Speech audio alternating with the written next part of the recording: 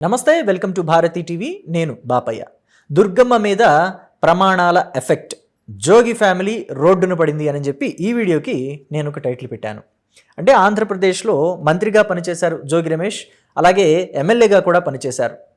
ప్రస్తుతం ఆయన ఫ్యామిలీ వ్యవహారం ఒకటి రోడ్డు మీదకి వచ్చింది. దానికి కారణం దుర్గమ్మ మీద వేసిన దొంగ ఒట్లే అని చెప్పేసి ఇప్పుడు ప్రజలంతా కూడా మాట్లాడుకుంటున్నారు. ముఖ్యంగా కృష్ణా జిల్లా ప్రజలంతా కూడా మాట్లాడుకుంటున్నారు. ఎందుకంటే దుర్గమ్మ ఎంత పవర్ఫుల్ అనేది కృష్ణా జిల్లా ప్రజలకి బాగా తెలుసు. పైగా ఆమె మీద ప్రమాణం చేసి అబద్ధాలు ఆడితే ఎలాంటి గతి పడుతుందనేది కూడా కృష్ణా జిల్లా ప్రజలకి ఇంకా బాగా తెలుసు. సో అలాంటి అబద్ధాల ప్రమాణమే జోగి రమేష్ చేశాడు దుర్గమ్మ మీద. అందుకే ఇప్పుడు ఆయన ఫ్యామిలీకి ఇలాంటి గతి పట్టింది అని చెప్పి అంతా మాట్లాడుకుంటున్నారు. అయితే ఇంతకీ జోగి రమేష్ చేసిన ఆ అబద్ధాల ప్రమాణం ఏది అనంటే, గతంలో లిక్కర్ స్కామ్ వ్యవహారం ఉంది కదా, రాష్ట్రంలో కూటమి సర్కారు కల్తీ లిక్కర్ తయారు చేయిస్తోంది అని చెప్పేసి ఆయనే ఒక ఆరోపణ చేశారు. దానికి సంబంధించి ఎక్కడ కల్తీ లిక్కర్ తయారవుతుందనేది మీడియాకు కూడా ఆయనే లీకులు ఇచ్చారు. అక్కడికి వెళ్ళి ఆయనే ప్రెస్ మీట్లు పెట్టారు. మొత్తం కల్తీ లిక్కర్ అయిపోయింది ఆంధ్రప్రదేశ్లోని ఆరోపణలు చేశారు. తీరా చూస్తే అద్దేపల్లి బ్రదర్స్ తోటి ఆయనే కల్తీ లిక్కర్ తయారు చేయించినట్టుగా అద్దేపల్లి బ్రదర్సే ఒప్పుకున్నారు. వాళ్ళు పోలీస్ ఇంట్రాగేషన్లో మొత్తం డీటెయిల్స్ అన్ని బయటపెట్టారు. తీరా చూస్తే ఏమైంది, ఆ కల్తీ లిక్కర్ వ్యవహారం జోగి రమేష్ మెడకే జుట్టుకుంది. ఆయన జైలుకు వెళ్ళారు. ఇప్పుడు బెయిల్ మీద బయట ఉన్నారు. బెయిల్ వచ్చింది, బయటకు వచ్చారు. జోగి రమేష్, జోగి రాము ఆయన తమ్ముడు కూడా, ఇద్దరు కూడా జైలుకు వెళ్ళి బెయిల్ మీద బయటకు వచ్చారు. అంటే ఏంటి, మొత్తానికి జోగి రమేష్కి అద్దేపల్లి బ్రదర్స్కి లిక్కర్ వ్యవహారంలో ప్రమేయం ఉంది. ఆయన చెప్తేనే వీళ్ళు లిక్కర్ తయారు చేశారు, కల్తీ లిక్కర్ అన్నది బట్టబయలైపోయింది. సో మరి అక్కడ దుర్గమ్మ గుళ్ళో చేసింది అబద్ధాల ప్రమాణమే కదా, తేలిపోయింది కదా. మరి అప్పుడు దుర్గమ్మ తన ఎఫెక్ట్ చూయించాలి కదా, అదే చూయించింది. ఇప్పుడు జోగి రమేష్ ఫ్యామిలీ రోడ్డున పడింది. జోగి రమేష్ తనయుడు జోగి రాజీవ్ భార్య మేఘన ఇప్పుడు పోలీస్ స్టేషన్లో ఇచ్చిన కంప్లైంట్ ఎంత సెన్సేషన్గా మారింది మనమంతా కూడా చూస్తున్నాం. అయితే ఇప్పుడు ఆమె ఇచ్చిన కంప్లైంట్లోని కొన్ని డీటెయిల్స్ బయటకు వచ్చాయి. ఆ డీటెయిల్స్ చూసిన వాళ్ళంతా కూడా నోరెళ్ళబెడుతున్నారు.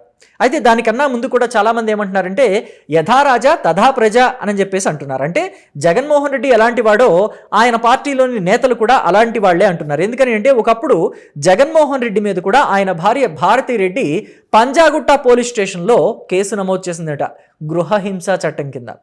సో ఆ కేసు చంద్రబాబు దగ్గరికి వెళ్ళటంతో మీడియాకి లీక్ అవ్వకుండా దాన్ని రాజశేఖర్ రెడ్డి దగ్గరికి పంపించి, ఇదిగో ఇలా జరుగుతుంది మీ ఇంట్లో, అమ్మాయి వచ్చి కేసు పెట్టిందంట, ఆ వ్యవహారం ఏదో సరి చేసుకోండి పెద్ద మనుషుల్ని పెట్టి అని చెప్తే దాన్ని బయటికి రానివ్వకుండా మొన్నటి వరకు కూడా చాలా జాగ్రత్తగా కాపాడుతూ వచ్చారు. అయితే ఎదుటి వాళ్ళ జీవితాలు, పర్సనల్ లైఫ్ల గురించి మాట్లాడుతుంటే ఇలాంటివి బయటికి రాకుండా ఎలా ఉంటాయి? కాబట్టి జగన్మోహన్ రెడ్డి చేసుకున్న స్వయం కృతాపరార్థం వల్ల ఆయన ఇంట్లో విషయాలు బయటకు వచ్చాయి మొన్న తాజాగా.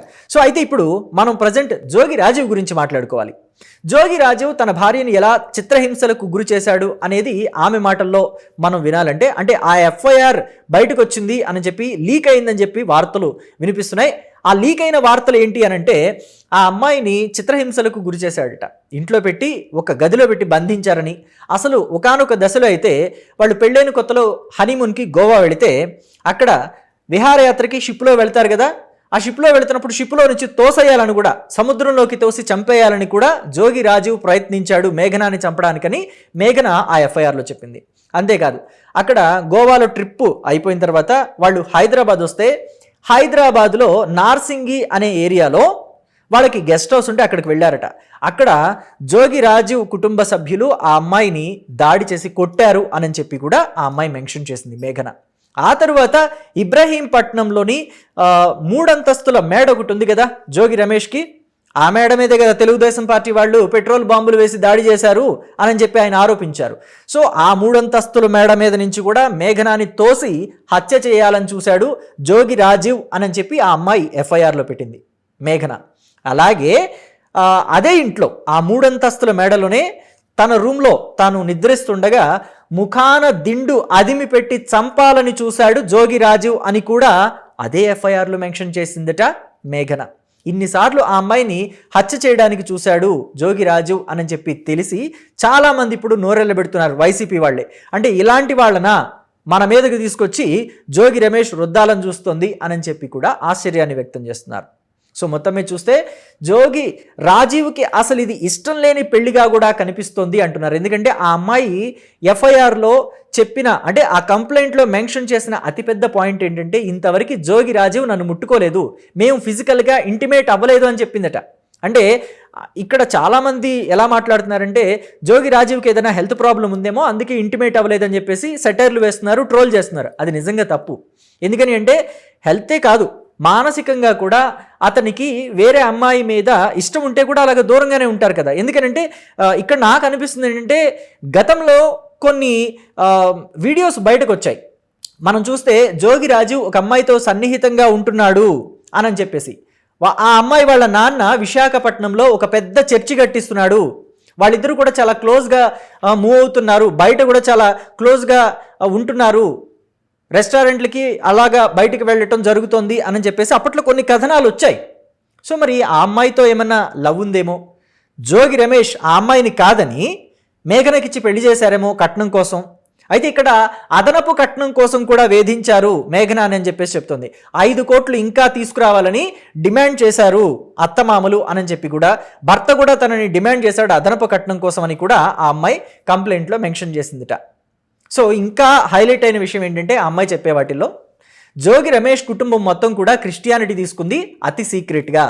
ఎప్పుడైనా తాను ఇంట్లో దేవుడికి పూజ చేసుకుని అగరబత్తులు వెలిగిస్తే, అగరబత్తులు ఎందుకు వెలిగిస్తున్నావు, శవం ముందు వెలిగించిన ఫీలింగ్ వస్తుంది మాకు, తీసేయి ఆ అగరబత్తులు అని చెప్పేసి ఆ అమ్మాయిని తిట్టి ఇబ్బంది పెట్టారు అని చెప్పి కూడా కంప్లైంట్లో మెన్షన్ చేసింది.